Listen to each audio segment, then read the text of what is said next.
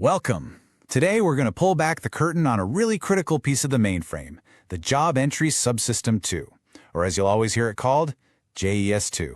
You know, if you've ever wondered how things like millions of bank transactions or airline reservations get processed overnight, well, JES2 is a massive part of that answer. So here's our plan. We're going to follow a job, which is really just a unit of work for the mainframe, on its complete journey. We'll see how it gets into the system, how it runs, and what happens to the output, all under the watchful eye of JES2. All right, first things first, let's get a handle on what JES2 actually is, and just as important, where it fits inside the powerful z/OS operating system. At its heart, a Job Entry Subsystem, or JES, is basically the ultimate manager for all the batch work a mainframe has to do. Think of it as the traffic cop, the scheduler, and the dispatcher all rolled into one. It's making sure every single task gets exactly what it needs when it needs it. And this diagram?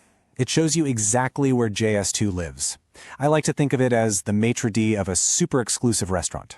It takes your reservation, which is the job, and gets you all set up. Now, the kitchen, that's the core operating system, the base control program, or BCP. That's what actually cooks your meal. But then JES2 steps back in to handle everything after, clearing the table, bringing you the check, all of the output. Now, you might hear people talk about its sibling, JES3. The real difference here comes down to control. JES3 is like having one central air traffic controller for an entire country, managing everything from a single point. JES2, on the other hand, is more like giving each airport its own controller. That decentralized approach is way more flexible and resilient, which is why it's the most common one out there, and frankly, where IBM is putting all its focus for the future. Okay, so let's get into the main story here. We're going to follow a single job step by step, from the very moment a programmer hits submit and sends it off into the system. Believe it or not, every single job that runs on the mainframe goes through this life cycle of up to 6 different phases. And here's the kicker. Besides the actual processing part, JES2 is the conductor for this entire orchestra. In these first couple of phases, JES2 is playing 2 roles. It's the bouncer and it's the translator. First, it accepts the job's instructions, which are written in JCL, and it gives it a unique ticket number, a job ID. Then it translates those instructions from code a human can read into a language the machine can actually understand and execute. So what happens if the system is already busy running thousands of other things? Where do all these new jobs go?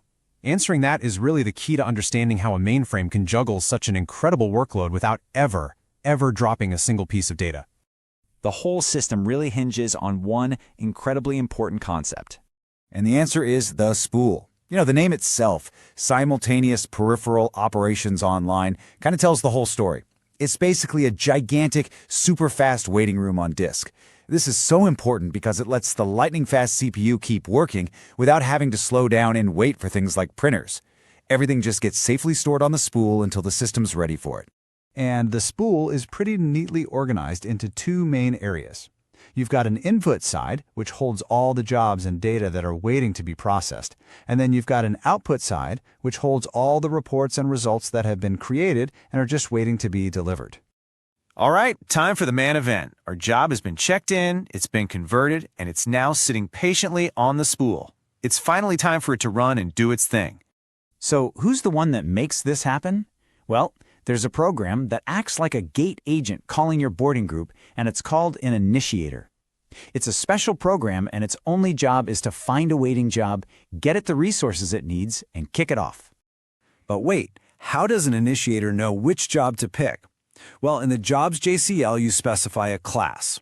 This is just like putting a label on a box. A system programmer might say Class A is for super high priority financial reports, while Class T is just for routine test jobs. And here is where it all comes together. The system programmer will start up a bunch of these initiators and tell each one which classes to look for. So an initiator that's assigned to handle Class A jobs will scan the queue, it'll find our job, and it'll finally move it from that waiting room onto the main stage for the execution phase. So the job is done. It ran successfully. But JES2's work? Oh, it's far from over. Now it has to step in and manage one of its most important jobs, handling all the output that was just created. In this output, which we call SYSOUT, it can be anything, a simple job complete message, or it could be a million-page report. As the job is running, JES2 is right there, capturing every single line of that output and writing it safely to the output section of the spool. So JES2 then manages the final legs of the journey. It sorts the output. Maybe it sends one report to a printer in New York and another one to an archive in London. Then, once it gets confirmation that everything has been delivered safely, it does the final, supercritical cleanup. It purges the job from the system, making room for the next one in line. Okay, let's wrap this all up. I want to give you a simple way to remember all of this, and then we'll take a quick peek at how operators actually talk to JES2 and tell it what to do. You know, to really tie this all together, I think the best way to visualize the entire JES2 process is to think of it as a massive, hyper-efficient, totally automated post office for the mainframe. It works like this. Your job is the package.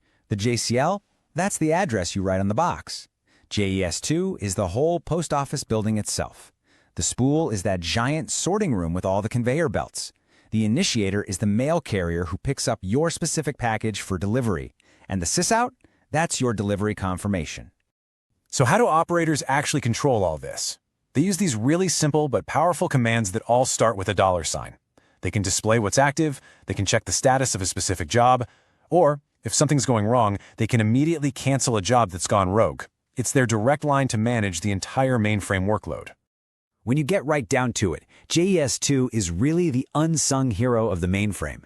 It's this silent, tireless gatekeeper that makes sure every single piece of work is submitted, managed, processed, and cleaned up in a totally orderly and efficient way. And without it, well, the world's most critical computing would just grind to a halt.